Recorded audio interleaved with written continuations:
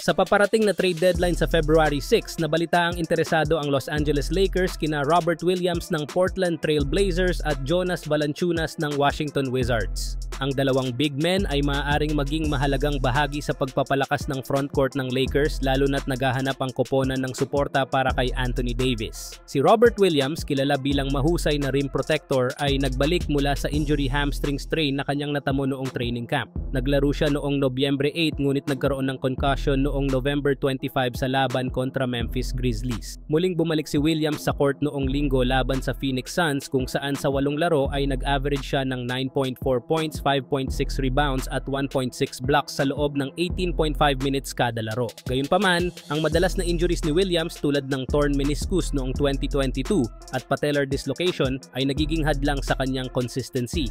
Si Jonas Valanciunas naman ay nagpakita ng solidong performance sa Washington Wizards sa kabila ng kanyang pabago-bagong minuto sa laro. Nag-average siya ng 12.0 points at 7.6 rebounds sa loob ng 19.7 minutes kada laro sa 24 games. Bagamat kamakailan lamang siyang pumirma ng 3 taong kontrata na nagkakahalaga ng $30 million, posibleng i-trade siya ng Wizards lalo na't ang kupunan ay nasa ilalim ng standings na may 3-21 record. Bukod dito, iniulat na si LeBron James mismo ay tagahanga ni Valanciunas na maaaring maging isang salik sa trade discussions. Ang Lakers matapos ang matibay na 10-4 na simula ay bumagsak sa 4-8 sa mga sumunod na laro. Malinaw na kailangan ng Lakers ng dagdag na puwersa upang maibsan ang bigat ng trabaho ni Davis sa posisyon ng center at upang mapunan ang kakulangan sa produksyon mula sa kanilang backcourt players. Kung makuha ng Lakers si Williams, makakakuha sila ng isang elite defensive player, ngunit kailangang tiyakin na siya ay mananatiling malusog. Kung si Valanciunas naman ang mapili, magkakaroon sila ng isang veterano at maaasahang big man. Sa huli, ang anumang desisyon ay maaaring maging susi upang maiangat ang kanilang tsansa sa playoffs. Samantala, isa na namang nakakabilib na performance ang ipinakita ng Los Angeles Lakers sa kanilang laban kontra Sacramento Kings sa home court nito. Malupit ang naging depensa ng Lakers sa simula pa lang ng laban, pinahirapan ng Kings sa opensa habang si Anthony Davis at LeBron James ay muling nagpakitang gilas.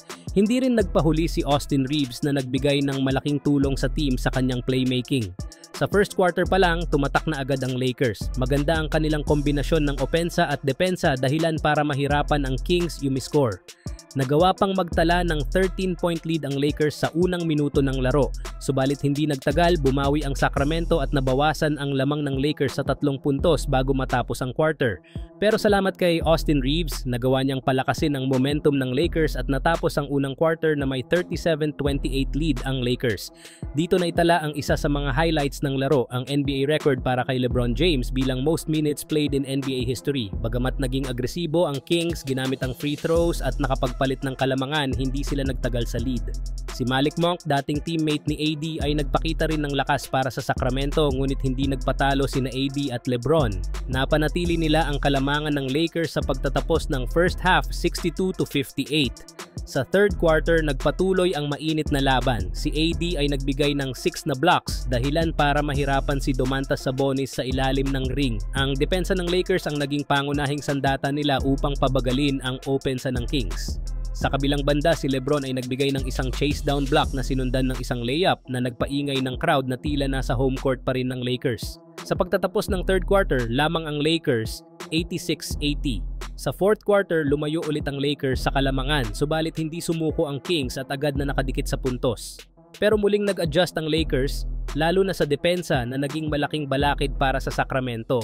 Sa huling 4 na minuto ng laro, nagtala ang Lakers ng 11-point lead 103-92 dahilan upang mag-timeout ang Kings. Sa dulo, pinatunayan ng Lakers na kaya nilang kontrolin ang laro mula umpisa hanggang huli. Ang kanilang solidong depensa at balanseng opensa ang naging susi sa kanilang tagumpay kontra Kings. Isa na namang malaking panalo ang naitala ng Lakers na muling nagpamalas ng kanilang lakas at husay bilang isa sa pinakamalalakas na teams sa NBA.